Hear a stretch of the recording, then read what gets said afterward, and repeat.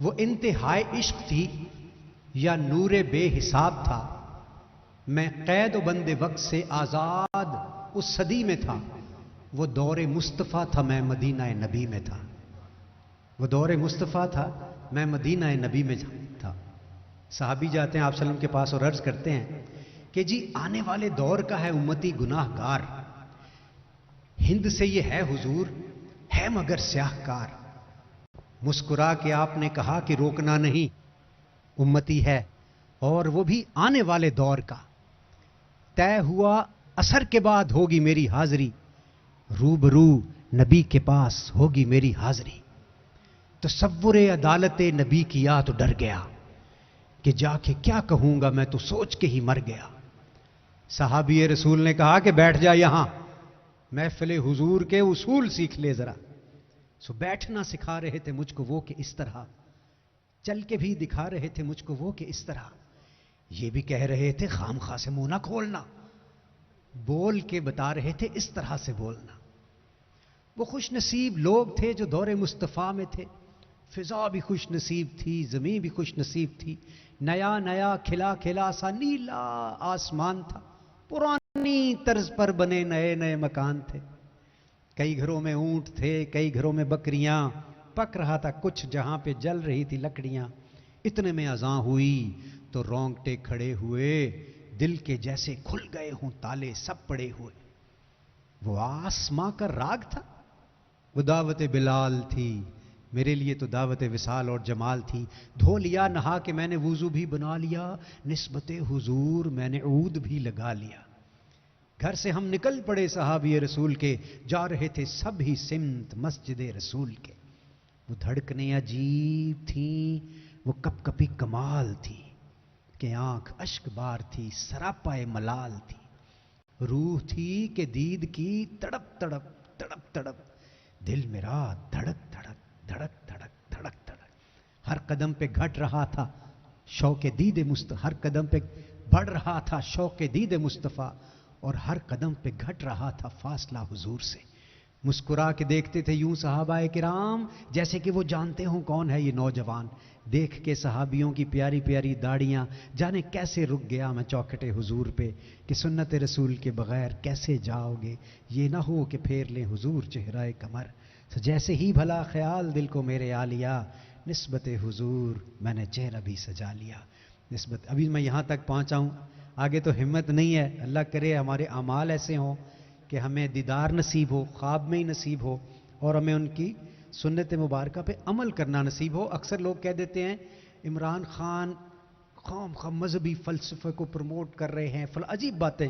تو میں بڑا حیران ہوتا ہوں کہ اقبال نے فرمایا تھا جدا ہو دین سیاست سے تو رہ جاتی ہے چنگیزی، اور نبی کریم صلی اللہ علیہ وسلم کی حدیث مبارکہ کا مفہوم ہے کہ ملت کی بہتری کی خاطر چند لمحے تفکر کرنا 1000 مہینے کی عبادت سے بہتر عمل ہے۔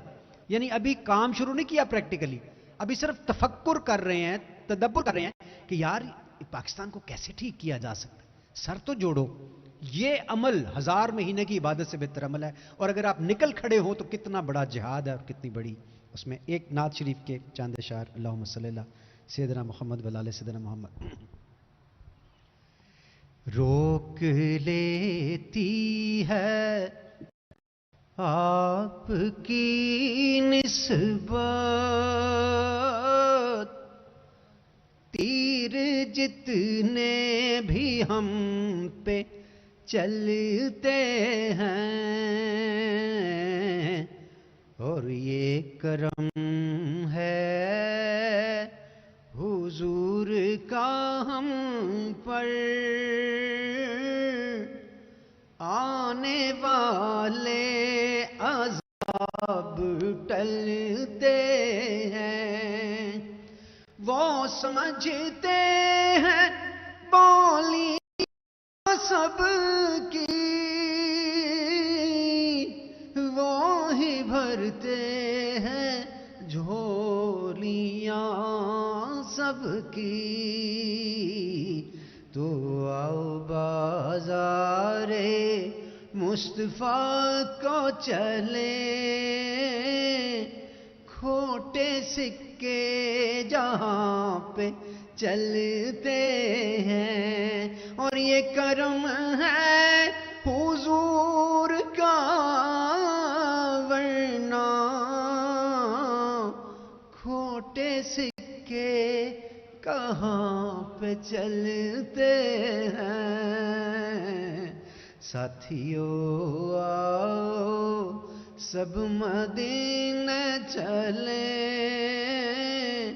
کھوٹے سکے وہیں پہ چلتے ہیں، اور اب ہمیں کیا کوئی گرائے گا، ہر سہارا گلے لگائے گا۔ اور اب اس شعر کو ذرا خان صاحب کی اور ہم سب لوگوں کی سٹرگل پہ رکھ کے ذرا ذہن میں لائیے گا کہ اب ہمیں کیا کوئی گرائے گا، ہر سہارا گلے لگائے گا، کہ ہم نے خود کو گرا لیا ہے وہاں، گرنے والے جہاں سنبھلتے ہیں، ہم نے خود کو گرا لیا ہے وہاں، گرنے والے جہاں ایاک نعبد و ایاک نستعین سنبھلتے ہیں۔ ساتھیو آؤ سب مدینہ چلے، کھوٹے سکے وہیں پہ چلتے ہیں، کھوٹے سکے وہیں پہ چلتے